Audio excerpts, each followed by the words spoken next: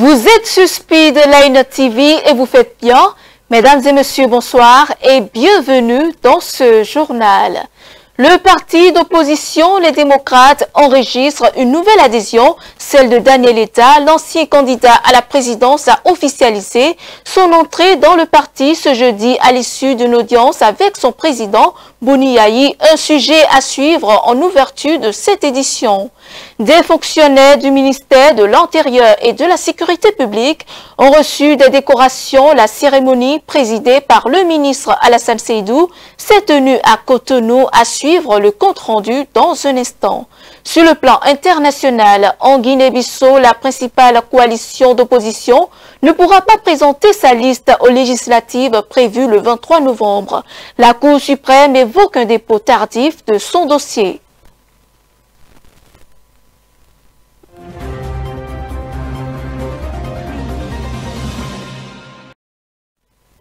Le président du mouvement politique Nous le ferons, Daniel Etta, a officiellement rejoint le parti Les Démocrates. L'annonce a été faite ce jeudi à l'occasion d'une audience au domicile du président du parti, Boni Yayi.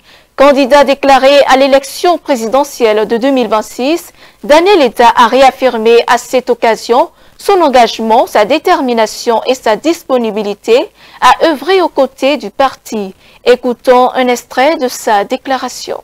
J'ai été saluer notre président, son Excellence Dr Thomas Boni Yayi. J'ai été absent et il a prié pour moi pendant que je voyageais. Donc il est normal que le fils retourne au Bécaye, aille voir papa pour lui dire le voyage s'est bien passé. Mais au-delà de ça, j'ai pris mon adhésion au Parti Les Démocrates de façon officielle parce que dans l'âme, je suis démocrate depuis que le président m'a fait l'honneur de m'impliquer dans le combat pour le recouvrement de nos libertés confisquées et la restauration de notre démocratie prise en otage.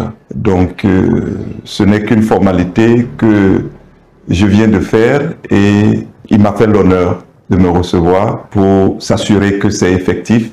Et je lui ai dit, c'est vrai papa, je suis avec vous, je suis avec le peuple. Nous allons libérer ce pays, non pas pour faire du mal à ceux qui sont là en ce moment, mais faire en sorte que tout le monde puisse vivre en paix dans le pays, faire en sorte que notre pays entre dans une ère de réconciliation et de rassemblement, faire en sorte que la vision que nous portons, celle d'un Bénin économiquement prospère et socialement stable, dans une Afrique bien intégrée et en plein essor, qui fait aussi partie des préoccupations du Parti Les Démocrates, que nous puissions ensemble trouver un terrain d'éclosion de cette vision et des idées portées par le parti pour que les Béninois puissent souffler.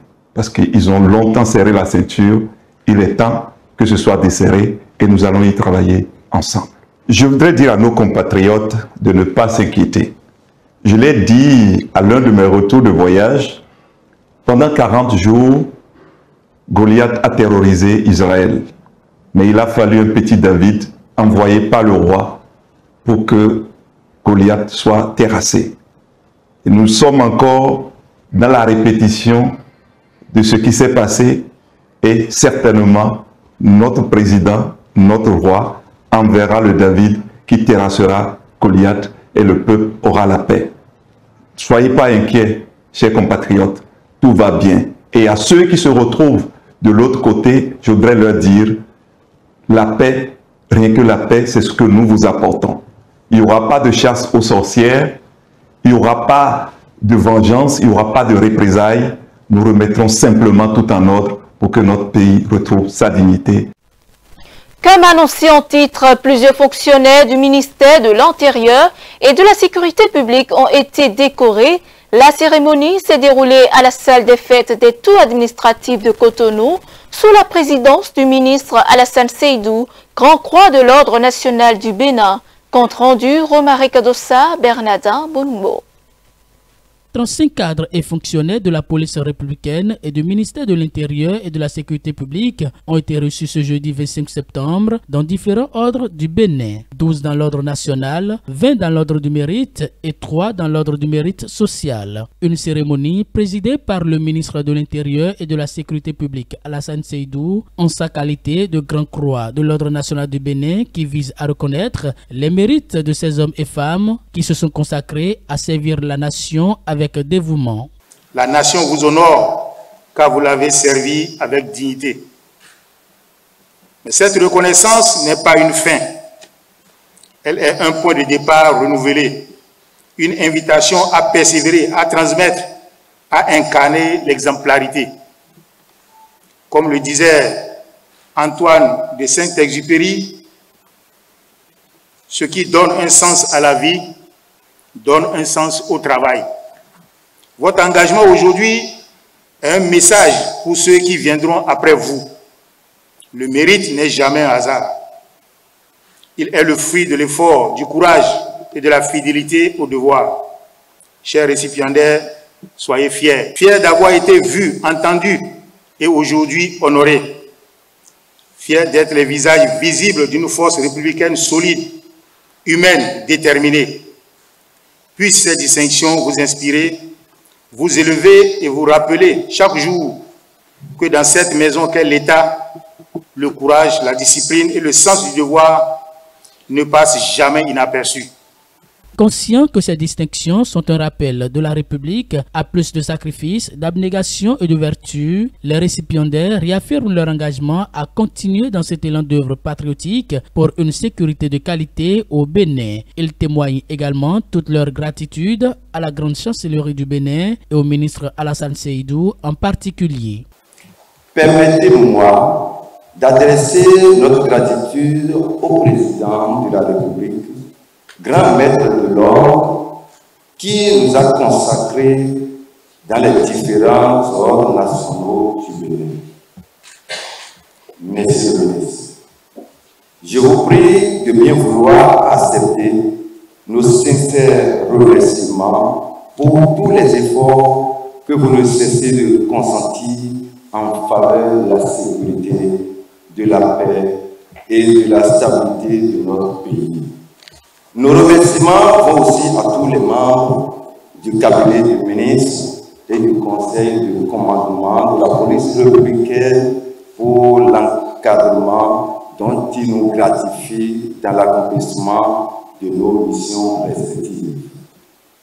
Très sensible à cette distinction, nous voudrions réaffirmer devant vous, en cette circonstance solennelle, notre engagement à servir la nation avec dévouement, abnégation et probité jusqu'au sacrifice suprême. La lecture de la décision de nomination dans les différents ordres, la remise des insignes des grades aux récipiendaires, la lecture du procès-verbal de la cérémonie, telles sont entre autres les différentes étapes qui ont meublé cet événement. Et dans le reste de l'actualité, l'ancienne base de la compagnie républicaine de sécurité abrite désormais l'académie de police. Les nouveaux locaux ont été officiellement inaugurés ce jeudi. La cérémonie de coupure de ruban marquant l'ouverture des salles de cours et des infrastructures d'entraînement des unités de police a été présidée par le ministre de l'Intérieur et de la Sécurité publique Alassane Seydou, en présence de son Excellence Brian Choukan, ambassadeur des États-Unis près le Bénin. Reportage. Un lot de matériel composé d'équipements de protection individuelle, des uniformes, des paires de bottes, des jumelles, des miroirs de fouille, des sacs médicaux contenant des consommables complets d'urgence médicale et de divers autres équipements, le tout pour un coût total d'$1 million américains. Je voudrais vous adresser, Excellence, Monsieur l'Ambassadeur, à vous et aux plus hautes autorités de votre pays, la profonde gratitude du gouvernement du Bénin et de son chef, le président Patrice Talon, pour cet important appui qui symbolise la solidarité indéfectible des États-Unis d'Amérique à l'égard du peuple béninois. Excellence, Monsieur l'Ambassadeur, l'engagement du Bénin demeure ferme dans l'approfondissement et la diversification de sa coopération avec les États-Unis d'Amérique dans le domaine de la sécurité. Le gouvernement du Bénin réaffirme sa détermination à poursuivre le renforcement des capacités opérationnelles de la police républicaine par ses moyens propres et avec l'appui de ses partenaires internationaux afin de relever avec efficacité les défis sécuritaires de notre sous-région. Pour le ministre de l'Intérieur et de la Sécurité publique, ce don va contribuer à l'amélioration de façon substantielle des capacités techniques et opérationnelles de la police républicaine. Grâce à ce centre et à cet équipement, nous espérons renforcer votre capacité à faire face aux menaces, à protéger les citoyens et à faire respecter la justice. Les États-Unis sont aux côtés du Bénin en tant que partenaire en matière de sécurité. La lutte contre le terrorisme est complexe. Aucune formation ni aucune arme spécifique ne permettra à elle seule de vaincre les terroristes. Cette lutte nécessite une stratégie de sécurité globale qui tient compte des vulnérabilités face aux menaces ainsi que des besoins des forces de sécurité en matière de formation et d'équipement. Ce centre d'entraînement et cet équipement que nous remettons aujourd'hui témoignent du partenariat à long terme entre les États-Unis et le Bénin. Ensemble, nous continuerons à relever les défis auxquels nos pays sont confrontés en matière de criminalité, de terrorisme et d'autres menaces. Cette action du gouvernement américain n'est pas le premier du genre et les donateurs réitèrent leur engagement à œuvrer pour la sécurité face aux menaces croissantes du terrorisme dans la sous-région ouest africaine. Place à présent au tour de l'actualité hors de nos frontières en Guinée, considérant le oui massif au projet de la nouvelle constitution soumis à référendum comme un mandat de confiance. Le Premier ministre a réaffirmé que des élections présidentielles et législatives seront programmées cette année. Il n'a pas précisé de date. Le reportage. En Guinée, des élections présidentielles et législatives auront bien lieu avant la fin de cette année. La confirmation est venue du Premier ministre qui s'exprimait juste après l'adoption de la nouvelle constitution cette semaine. Amadou Ouriba a fait son annonce en conférence de presse au moment où l'opposition guinéenne dénonce des irrégularités présumées lors du référendum constitutionnel qui donne le droit au chef de la junte Mamadi Doumbouya de briguer un mandat présidentiel. Les résultats du référendum de dimanche ont montré que 89,38% des électeurs ont soutenu la nouvelle constitution proposée, selon le ministre de l'administration territoriale. Avec un taux de participation de 86,42%, la mesure a été adoptée avec une marge confortable, puisque seulement 50% étaient nécessaires. Les organisations de défense des droits ont accusé le régime militaire de faire disparaître ses opposants et de réduire au silence les médias critiques avant le scrutin, après avoir dissous plus de 50 partis politiques. Quelques semaines avant le référendum, la junte a suspendu les 3 principaux partis d'opposition. En Guinée-Bissau, la principale coalition d'opposition Paix-Terra-Ranka ne pourra pas participer aux élections législatives prévues le 23 novembre qui se tiendront en même temps que l'élection présidentielle. La Cour suprême a justifié cette exclusion par un dépôt tardif de sa liste de candidatures. Cette coalition composée d'une dizaine de partis dont le PAIGC, parti historique ayant conduit le pays à l'indépendance. Suivant. La principale coalition d'opposition en Guinée-Bissau a annoncé mercredi qu'elle ne pourra pas présenter ses candidats aux prochaines législatives. La Cour suprême a confirmé que leur candidature avait été rejetée en raison de dépôts tardifs. Cette coalition, nommée Paix-Terra-Ranka, regroupe une dizaine de partis politiques. Elle est dirigée par Domingo Simoes Pereira. Ancien Premier ministre, Pereira est aussi le chef du parti PAIGC, qui a mené la Guinée-Bissau à l'indépendance. Il a récemment fait son retour dans le pays après 9 mois à l'étranger. La coalition dénonce ce qu'elle considère comme une injustice. Elle compte demander des éclaircissements à la Cour ce jeudi. Paix-Terra-Ranka affirme avoir déposé les candidatures mardi en même temps que celle de Pereira à la présidentielle. Le chef de l'opposition est maintenant le deuxième candidat à la présidence derrière le président sortant, Umaro Sissoko Mbalo. La Russie a franchi une nouvelle étape dans sa coopération énergétique avec l'Afrique. Ainsi, elle a signé avec l'Éthiopie un plan d'action ouvrant la voie à la construction d'une centrale nucléaire sur le sol éthiopien. Le document, paraphé en présence des dirigeants des deux pays, prévoit la mise en place d'un groupe de travail chargé de détailler le projet, l'élaboration d'une feuille de route menant à l'étude de faisabilité, ainsi que la préparation d'un accord intergouvernemental. Le reportage. La Russie et l'Éthiopie ont signé jeudi un accord préliminaire pour la planification et la construction d'une centrale nucléaire en Afrique de l'Est.